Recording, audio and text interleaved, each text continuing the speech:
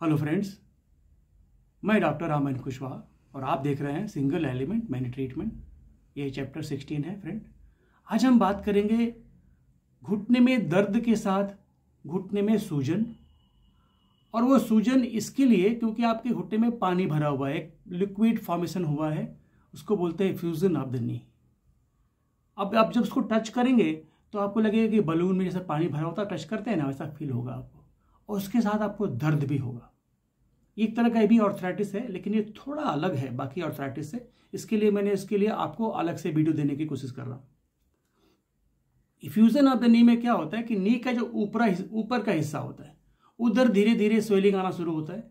आपको लगेगा कि ये स्वेलिंग है।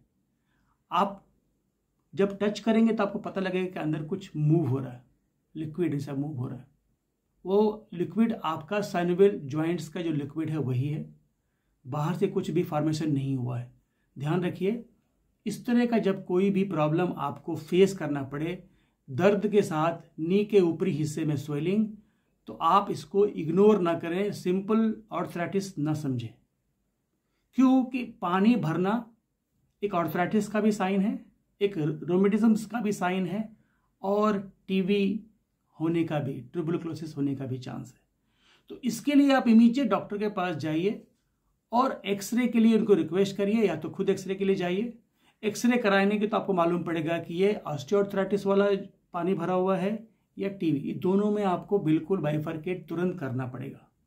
क्यों कि अगर ऑस्टियोआर्थराइटिस की वजह से हो रहा है, रोमेटिज्म्स की वजह से हो रहा है, तो ट्रीटमेंट अलग हो जाएगा। अगर टीबी हो रहा है तो ट्रीटमेंट बिल्कुल अलग हो जाएगा, फिर उसमें फिजियोथेरेपिस्ट का कोई रोल नहीं रहेगा। तो आपको इसलिए मैं समझा रहा हूं कि अगर आपके घुटने में स्वेलिंग के साथ पानी भरने जैसा कुछ अनुभव हो रहा है, तो सिंपल एक्सरे से पता लग जाएगा कि फ्यूजन है कि नहीं, ये स्वेलिंग किसका है, मसल्स का स्वेलिंग है, लिगामेंट्स का स्वेलिंग है, या फिर टीबी है। तो जज करने का तरीका, आप टच करेंगे तो आपको लगेगा क्योंकि बलून में जैसे पानी भर के टच करते हैं ना, वैसा आपको फील होगा। इसका कारण फ्रेंड्स क्या है कि आपका जो टिश्यू है और आपका जो लिगामेंट्स है, ये सब जब फटना शुरू होते हैं, जब टेयर होना शुरू होता है, तब जाके आपके बॉडी में जो फ्लूइड है ना, वो अपने आप एक्सेस प्रोड्यूस होना शुरू हो जाता है। आपका नी ज्वाइंट उसको अब्जॉर्ब नहीं कर पा रहा है। तो जब वेयर एंड टेयर होगा, तब आपके नी में पानी भरना शुरू होगा। क्यों कि हल्का दर्द हुआ, आपको समझ नहीं आया, आप चले गए ट्रेनिंग करने। और खास करके उनको ज़्यादा होता है जो जिम ट्रेनिंग में इन्वॉल्व है, लंबे डिस्टेंस की रनिंग करने में इन्वॉल्व है। वो लोग पेन को कभी कभी इग्नोर करते हैं। तो क्या होता है कि जैसे जैसे वेयर एंड टेयर होगा, जैसे आपका लिगामेंट टूटा हुआ है, आप सिर्फ एक्सरसाइज कर रहे हो, तो आपका जो ज्वाइंट है ना, वो लिक्विड को पूरा अब्जॉर्ब नहीं करेगा, वो मैक्सिमम प्रोड्यूस करेगा। तो आ जाकर के वो क्लॉट होता है, डिपॉजिट होता है आपके नी के ऊपर के भाग में। नीचे के भाग में नहीं होगा, हमेशा साइड में होगा, हल्का सा होगा, मीडियल साइड में होगा या ऊपर की तरफ होगा। तो ये जो ऑर्थराइटिस है नी का, ये मैक्सिमम जो ट्रेनिंग में इन्वॉल्व है और जिसके नी के अंदर वेयर एंड टेयर डेवलप हो रहा है। दूसरा कारण है आपको रूमेटॉइड आर्थराइटिस, आपका जो जॉइंट है वो इन्फ्लेम हो रहा है, जिसको हम ऑटोइम्यून डिजीज कहते हैं। इसके कारण भी आपके घुटने में पानी भरना शुरू होता है। तीसरा मैंने बताया, आपको अगर टीबी हो रहा है तो भी आपको ज्वाइंट में आपके पानी भरना शुरू होगा, और ये पानी ऐसा भरेगा आपको दर्द भी होगा। तो डियर फ्रेंड, इसमें आपको कोई भी फिजिकल एक्सरसाइज करने से थोड़ा बचना है आप। और इसके लिए बेस्ट जो रेमेडी है जो हम आपको बताने जा रहे हैं, वो घर में सिंपली हर कोई के घर में मिल जाता है। सूंठ पाउडर, जिंजर पाउडर। आप जिंजर पाउडर लाइए 2 से 3 चम्मच, उसको एक छोटे से कटोरी में डालिए, उसको पानी थोड़ा भर दीजिए। जिंजर पाउडर उसके जितना है उसके ऊपर के लेवल तक भरिए, फिर उसको गर्म करिए। गर्म करते करते जब पानी सूखना शुरू हो जाए, लगभग सूख जाए बिल्कुल, जैसे आप चावल पकाते हैं, फिर उसको आप बंद करके ठंडा करिए। इतना ठंडा करिए कि जितना आपको जलन नहीं हो। ठंडा करने का मतलब ये है कि बहुत गर्म आप अप्लाई नहीं करिए। फिर उसी जिंजर पाउडर को जो आपने लेप बनाया है, वो लेप को हाथ से टच करके देख लीजिए कि आप सहन कर सकते हैं कि स्किन पे नहीं, क्योंकि जिंजर भी थोड़ा गर्म होता है। तो उसको आप धीरे धीरे घुटने पे अप्लाई करिए। खास करके मीडियल का पार्ट में भी थोड़ा स्वेलिंग होता है, तो उसको भी आप कवर करिए। पूरे नी के ऊपर के हिस्से में जिंजर पाउडर का लेप लगाइए। लेप लगाते समय ध्यान रखना है कि आप ऐसी किसी जगह पे लेप नहीं लगाइए जहाँ पे कुछ कटा हो या स्किन के ऊपर कुछ फुंसी फोड़े हो, तो उधर आप अप्लाई नहीं करिए क्योंकि बहुत जलन होगा। उसके बाद आप कोशिश करिए कि आप एक मदार का पत्ता अगर मिल जाए तो सबसे अच्छी बात है, नहीं मिले तो कोई बात नहीं। अगर मदार का पत्ता नहीं मिला तो जिंजर पाउडर का जो आपने लेप लगाया है उसको थोड़ा सूखने दीजिए। सूखने के बाद फिर उसको वाइट पट्टी से आप बांध दीजिए या किसी भी कॉटन कपड़े से आप उसको बांधिए और सो जाइए। सुबह उठिए, उसको निकालिए, वॉश करिए। ऐसा कम से कम 5 से 7 दिन करेंगे, आपका जो लिक्विड है ना वो पूरा अब्जॉर्ब हो जाता है। ध्यान रखिए फ्रेंड, इस पानी को निकालने की कोशिश नहीं करना है। डॉक्टर लोग अक्सर क्या करते हैं ऑर्थोपेडिक्स कि उसको एस्पिरेशन के थ्रू निडल लगा के उसको पानी को निकालने की कोशिश करते हैं और निकाल देते हैं। कोई डॉक्टर अलाउ भी करते हैं, कोई डॉक्टर अलाउ नहीं करते। इसमें भी थोड़ा सा कंट्रोवर्सी है डॉक्टर्स के बीच में। इसमें एंटी इन्फ्लेमेटरी मेडिसिन भी अगर आप डॉक्टर देते हैं तो उससे भी ये पानी अपने आप ऑब्जर्व हो जाता है।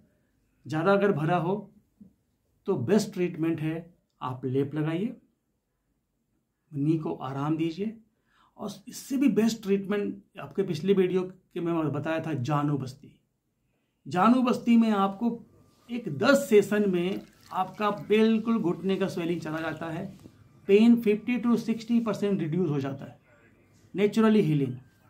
मैं इसलिए बता रहा हूँ कि अगर आप नी में से पानी निकालने गए, आप फ्लूइड को एस्पिरेट करने गए, निकालने के लिए आपने डॉक्टर से बात कर लिया, डॉक्टर ने बोला ठीक है निकाल देंगे, डियर फ्रेंड आपकी कार्टिलेज डैमेज होने का चांस बढ़ जाता है।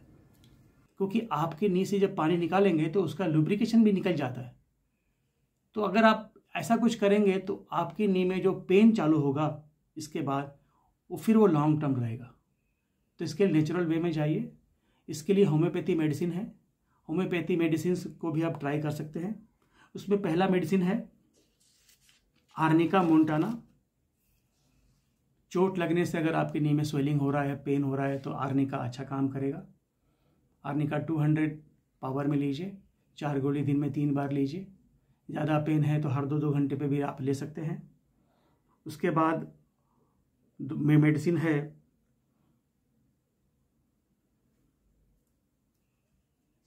ब्रायोनिया है। ब्रायोनिया भी आप 200 के पावर में लीजिए, 4 गोली दिन में 3 बार ले सकते हैं आप। फिर एपिसमेल मेडिसिन आता है होम्योपैथी में। आप लिक्विड फॉर्म में चाहें तो लिक्विड में भी ले सकते हैं, आप गोली के फॉर्म में चाहें तो गोली के फॉर्म में भी ले सकते हैं। पावर 200 रखिएगा और 4 pills 3 times in a day. ये तीनों मेडिसिन के जो कॉम्बिनेशन को आप चाहें तो हर 2-2 घंटे पे भी आप ले सकते हैं अगर बहुत ज़्यादा दर्द हो रहा है आपको। तो आर्निका इसमें बहुत आपको दर्द में आराम करेगा। एपिस जो है, एपिसमेल जो मेडिसिन है वो आपके अंदर अगर कोई इन्फेक्शन हुआ है तो उसमें आपको हेल्प करेगा। ये हो गया आपका medicine without treatment without side effect. Dear friends, ऐसे किसी भी जॉइंट में, चाहे शोल्डर में हो चाहे नी में हो, अगर स्वेलिंग के साथ आपको कुछ फील हो रहा है कि वहाँ पे कुछ लिक्विड फॉर्मेशन है तो आप इसको इग्नोर नहीं करिए। ये सिंपल आर्थराइटिस भी हो सकता है और इनिशियल स्टेज में टीबी भी हो सकता है। तो बी केयरफुल।